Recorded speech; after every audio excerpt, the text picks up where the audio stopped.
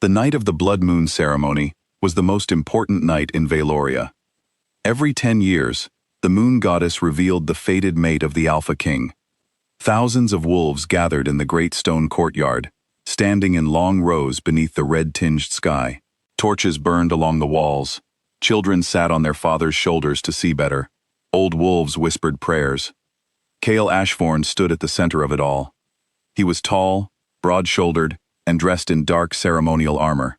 His jaw was set. His eyes were steady. He had ruled Valoria since he was 19 years old, when his father died, and left him a kingdom that feared him more than it loved him. He had been fine with that. Fear was reliable. Love was not. He did not expect to feel anything tonight. He expected a she-wolf of noble blood, someone strong, someone powerful, someone the 5 packs would respect without question. The moon goddess had always matched kings with worthy partners. He had no reason to think tonight would be any different. The High Elder raised her arms. A column of silver light fell from the sky, bright and clean and absolute. It moved slowly across the crowd, drifting like something alive, searching. Every wolf it passed over held their breath. Then it stopped. Cale followed the light with his eyes. It had landed on a young woman standing near the back of the crowd, close to the servants' section. She was small. Her dress was plain gray.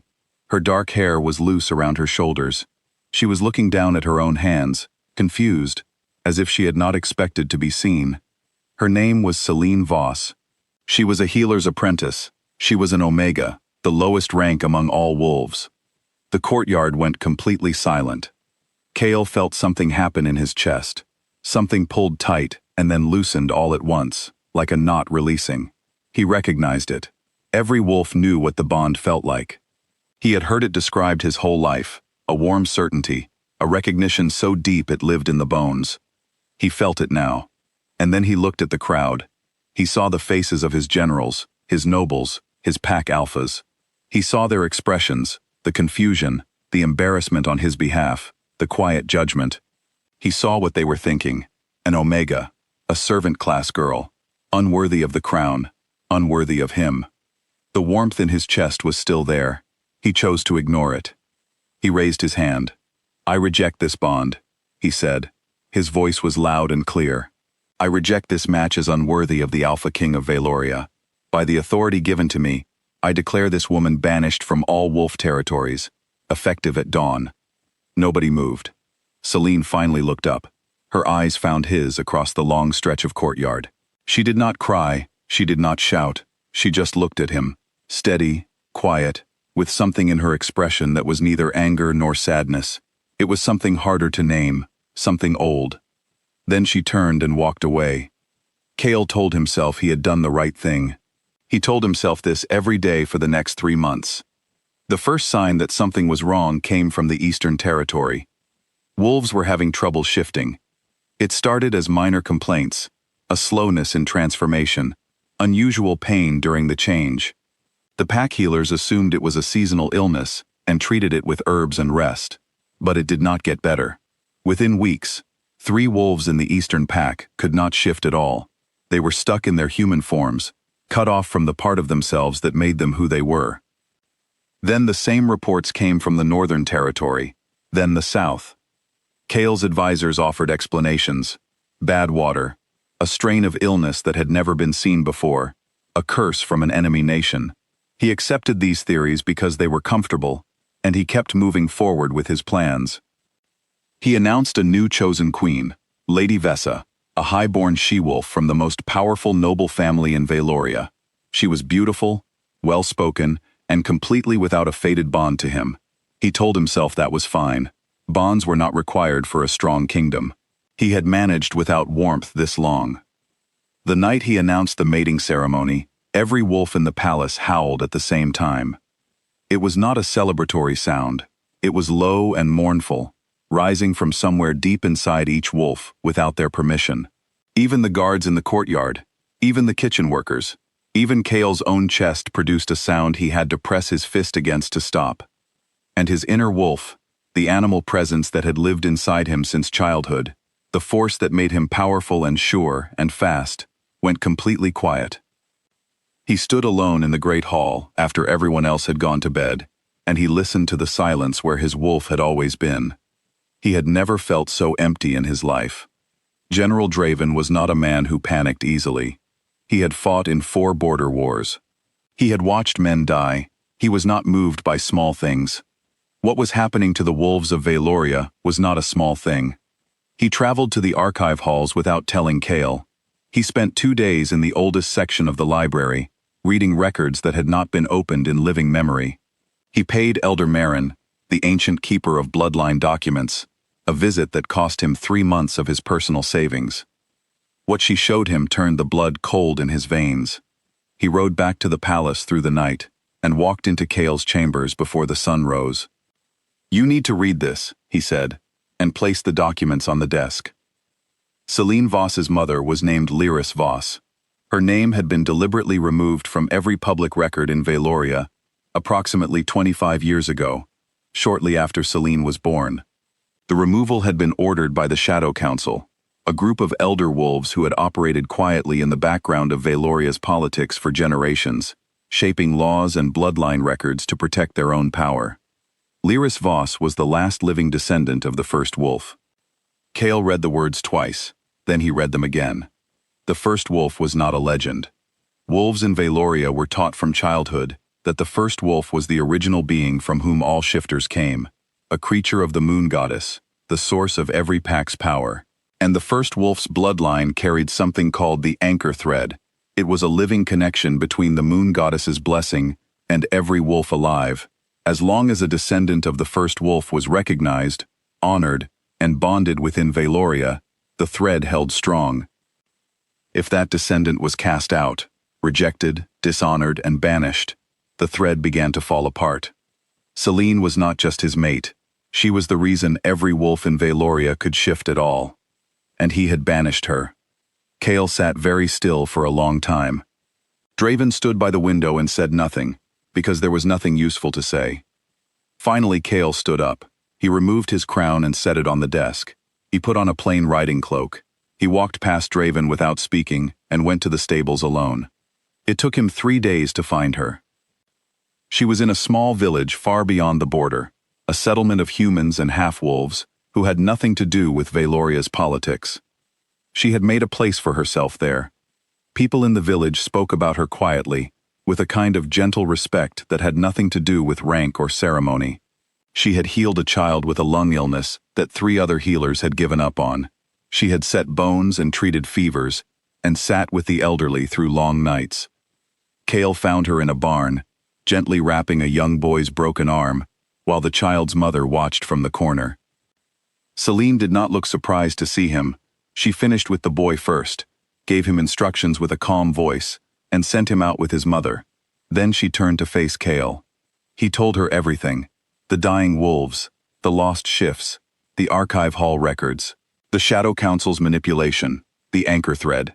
He spoke plainly, without softening any of it, because she deserved plainness. When he finished, she was quiet for a long moment. "I always knew something was different about me," she said. Her voice was steady and low. I could feel it. Something underneath everything, all the time. A kind of hum. I could never shift properly, and people treated me like that meant I was worth less. I believed them for a long time. She looked at him directly. "I felt the bond that night," she said. "I want you to know that. I felt it the exact moment the light came down, and I watched you feel it too. That is the part that was hardest to carry, not the banishment itself, the fact that you felt it, and still chose what you chose." Kale had no answer that was worth anything. He knew that. He did not try to make one. "I will come back," Celine said. "Not for you. For the wolves who are losing themselves. That is not something I can stand by and allow." She picked up her bag, said goodbye to the family at the cottage down the road, and started walking back toward Valoria. The moment Celine crossed the border, something shifted in the air. It was not loud or dramatic. It was more like a pressure releasing, the way a room feels when someone opens a window after it has been closed all winter. Wolves who had been frozen in their human forms felt the familiar warmth return to their bones. 3 wolves in the Eastern Territory shifted that same afternoon for the first time in weeks. By the following morning, Reports were coming in from across all 5 territories. But the Shadow Council was not finished. 3 of the 5-pack alphas, men who had been quietly working with the council for years, stood before the gathered wolves in the challenge ring and declared that they did not recognize Celine's right to stand beside the Alpha King.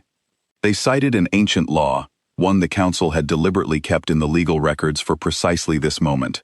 The law stated that a mate of low rank could only be fully recognized if she demonstrated worth through the challenge. The crowd was enormous. Every pack had sent representatives. Celine stood in the center of the ring alone, still wearing her plain traveling clothes, her dark hair loose, her feet bare on the cold stone ground. And then she shifted. Every person present would later struggle to describe it accurately. She changed slowly at first, and then, all at once. She became something that had not walked in Valoria in over 2 centuries. A white wolf, much larger than any standard shifter form, completely still and luminous in the afternoon light, with eyes that glowed softly, like the full moon seen through clouds. No one spoke. No one moved. And then, one by one, every wolf in the challenge ring sank to their knees. Not because anyone ordered it, not because of fear, because something older than thought and older than language told them to. The cells in their bodies recognized what they were looking at. The 3 challenging alphas were the last to kneel, but they knelt. Celine shifted back. She stood in the ring, calm and unhurried, and looked at the crowd with those same steady eyes that had watched Kale that night in the courtyard 3 months ago. Nobody said another word against her. The Shadow Council was arrested within the hour. Evidence from the archive halls was presented before the 5 packs. The story of what they had done, hiding Lyris Voss's identity, removing her name from the records, engineering a system that kept the most important bloodline in wolf history trapped in the lowest social rank, was read aloud in the great stone courtyard where the blood moon ceremony had taken place. Elder Marin herself stood before the gathered wolves and publicly restored Lyris Voss's name to the bloodline records. She read it clearly and completely, for every wolf to hear. The Shadow Council was not executed. They were exiled from all 5 territories and stripped of every title and influence they had accumulated. In their place, Kale established a new council of healers and scholars, with representatives from all ranks including Omegas, with a mandate to protect bloodline history and ensure it could never be hidden again. Lady Vessa withdrew from the mating agreement with grace and dignity. She shook Celine's hand before she left, and said something quiet that made Celine nod once with respect. The hardest conversation did not happen in a courtroom or a throne room. It happened at the border wall, in the late afternoon, when the light was orange and the air was still.